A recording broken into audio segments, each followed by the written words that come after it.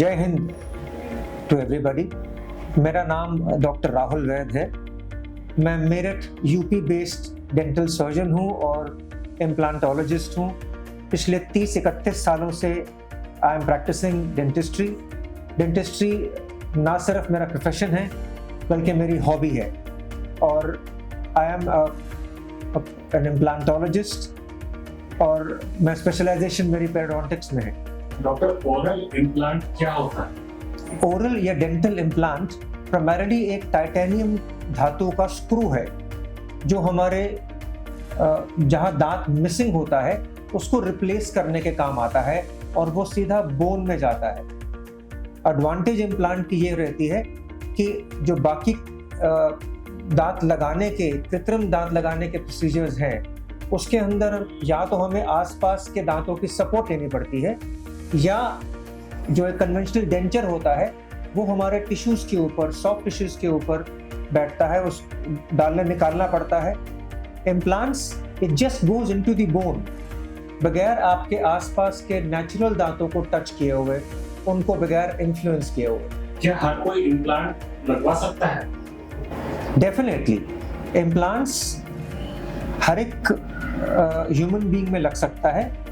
हाँ, बहुत जहाँ पर डेवलपिंग एज हो, छोटे बच्चे हो, उनमें नहीं लगता है। बट जिन जिन की टीथ मिसिंग है से मिड टीन्स के बाद 15-18 साल के एज के बाद से लेकर कोई एज लिमिट नहीं है इम्प्लांट्स के लिए। इम्प्लांट लगवाने में दर्द होता है? जनरली जितने भी इम्प्लांट्स लगते हैं वो सभी नॉर्मल लोकल एनेस्थीसिया में लगते हैं। वो एनेस्थीसिया जो हम दांत निकालने के हमारे प्रोसीजर में काम आते हैं, उसी प्रोसीजर के अंदर, उसी एनेस्थीसिया के अंदर सभी इम्प्लांट्स आमतौर पे लग जाते हैं। इम्प्लांट्स दो तरह के आजकल चल रहे हैं, एक कन्वेंशनल इम्प्लांट्स, दूसरा कॉर्टिकोबेजल इम्प्लांट्स।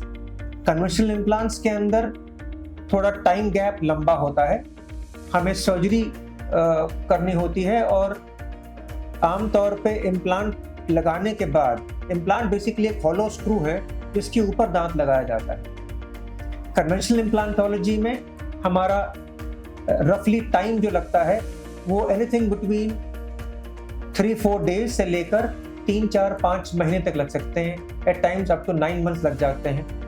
जो कॉर्टिकोबेजल इम्प्लांट्स है उसका प्रोसीजर अलग है। हम अलग तरह की बोन को यूटिलाइज कर रहे हैं, अलग तरह के इम्प्लांट सिस्टम है, वो स्किल्ड इम्प्लांट सिस्टम है।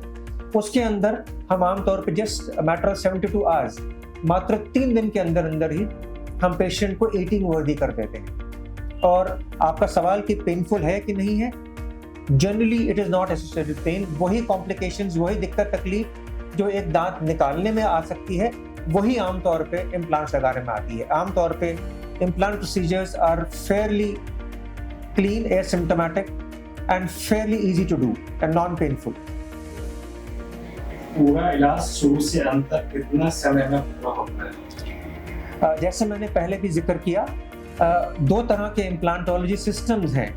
एक कन्वेंशनल इम्प्लांटोलॉजी जिसके अंदर 3-4 दिन से लेकर, डिपेंडिंग अपॉन आपके पास कितनी बोन अवेलेबल है, हमें क्या प्रोसीजर करने की जरूरत पड़ रही है, anything between 3 days to up to 9 months लग सकता है अगर हमें अपर जॉ में लगा रहे हैं जहाँ हमें साइनस लिफ्ट करना पड़ रहा है।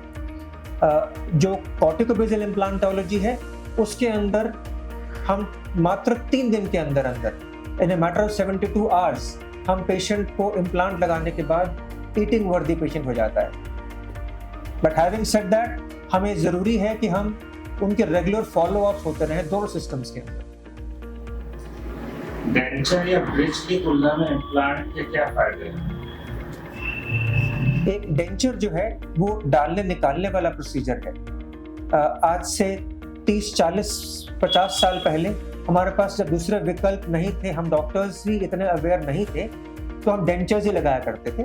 डेंचर एक ट्रीटमेंट मोडालिटी है दांत को रिप्लेस करने के लिए, जो एक डालने निकालने वाला प्रोसीजर है। पेशेंट को एक जॉ का साइज दिया जाता है और उसके बाद एक रिमूवेबल अप्लायंस नीचे का या ऊपर का लगाया जाता है जो पेशेंट को दिन भर लगाना होता है और रात को अंदाजन 8 से लेकर 12 घंटे के लिए उसको निकाल के बाहर रखना होता है।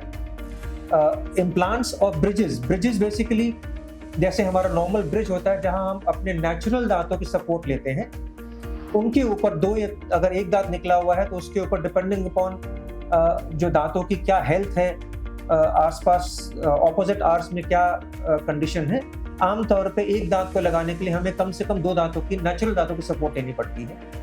इम्प्लांट्स में अगर आपके पास पर्याप्त बोन है तो इम्प्लांट में आपको नेचुरल दांत की सपोर्ट लेने की ज़रूरत नहीं है, वो सीधा बोन के अंदर से हमारा नॉर्मल नेचुरल दांत अलग अलग इंडिपेंडेंट दांत है, वैसे वो implant as a natural independent tooth या फिक्सचर बिहेव करता है। सही देखभाल करने पर इम्प्लांट कितने साल तक चलता है? बहुत अच्छा सवाल पूछा। आपके इस सवाल में ही आपका आंसर है। अगर सही देखभाल करी जाए तो for a life time last करना कोई बड़ी बात नहीं है।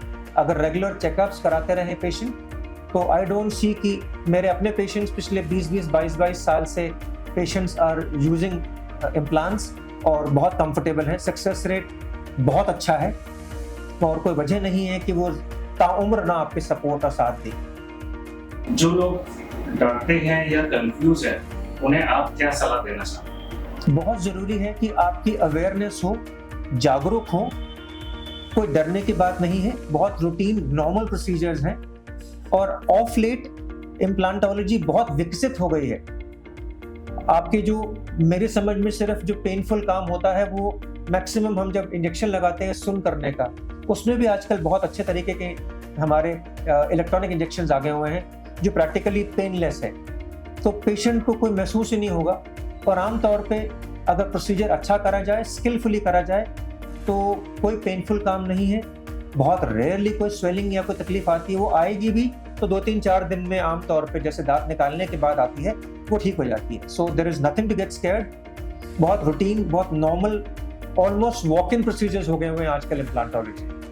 तो अवेयरनेस ज़रूरी है, अच्छा स्किल्ड क्लिनिशियन ज़रूरी है और पेशेंट का फॉलो अप ज़रूरी है। उसके बाद वो नियमित टाइम पे उसकी देखभाल करता रहे और डॉक्टर को चेकअप करवाता रहे एवरी 6 months, एवरी ईयर, वो ज़रूरी। Thank you.